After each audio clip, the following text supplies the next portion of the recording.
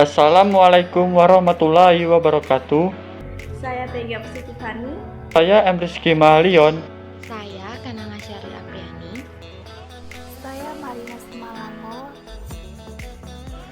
Tujuan Psikometer Oswald: mempelajari cara penentuan viskositas larutan Newton dengan psikometer Oswald. Pengaruh kadar larutan terhadap viskositas larutan. Dasar teori: viskositas merupakan tahanan yang dilakukan oleh suatu lapisan fluida terhadap suatu lapisan lainnya. Sifat viskositas dimiliki oleh suatu fluida, gas atau cairan. Viskositas suatu cairan murni adalah indeks hambatan aliran cairan. Aliran cairan dikelompokkan menjadi dua, yaitu aliran laminar dan aliran turbulent. Alat dan bahan yang digunakan dalam praktikum viskometer Oswald: alat, gelas kimia, viskometer Oswald, piknometer, timbangan analitik, pipet ukur, pipet tetes, stopwatch, dan juga filar. Bahan yang digunakan dalam praktikum kali ini: gliserin, aquades, aseton, dan propilen glikol. Prosedur dan cara kerja. 1. Menentukan massa jenis.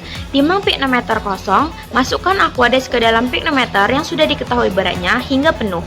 Ditimbang massanya untuk menentukan massa jenis air. Lakukan hal yang sama untuk larutan gliserin, aseton, dan propilen glikol. 2. Penentuan viskositas. Pipet sebanyak 15 ml sampel dimasukkan ke dalam viskometer Oswald, dihisap sampai garis M atau batas atas, lalu dibiarkan mengalir sampai batas N atau batas bawah. Dicatat waktu akhirnya. Diulangi dengan menggunakan larutan gliserin, aseton, dan propilen glikol. Saya Peggy Tiffany.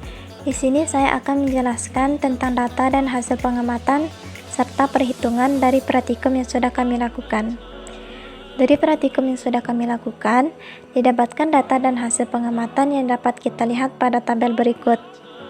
Pada praktikum kali ini, kami menggunakan 4 sampel, yaitu aquades, gliserin, propilen glikol, dan aseton.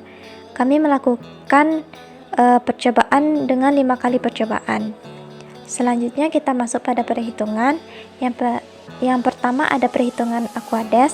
Untuk mencari viskositas aquades, kita menggunakan rumus dengan mengalihkan viskositas cairan uji dikali dengan waktu alir aquades dikali kerapatan cairan aquades dibagi waktu alir cairan uji dikali dengan kerapatan cairan uji, maka akan didapatkan viskositas aquades. Begitupun selanjutnya untuk mencari viskositas aseton, propilen glikol, dan gliserin. Kita menggunakan rumus yang sama, hanya saja angkanya kita ubah sesuai dengan data yang telah kita miliki pada tabel yang di atas.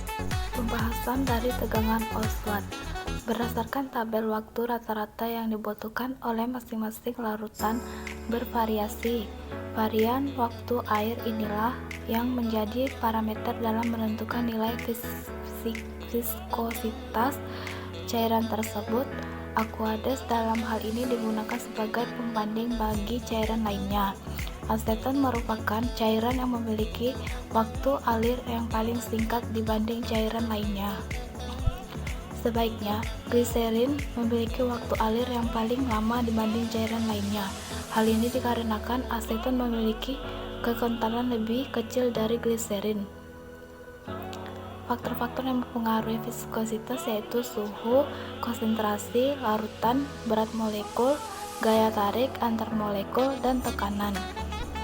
Viskositas perbandingan terbalik dengan suhu dan perbandingan lurus dengan konsentrasi larutan, berat molekul solut, dan tekanan, di mana semakin besar viskositas, maka semakin kecil suhu dan semakin besar konsentrasi larutan, berat molekul solut, dan tekanan.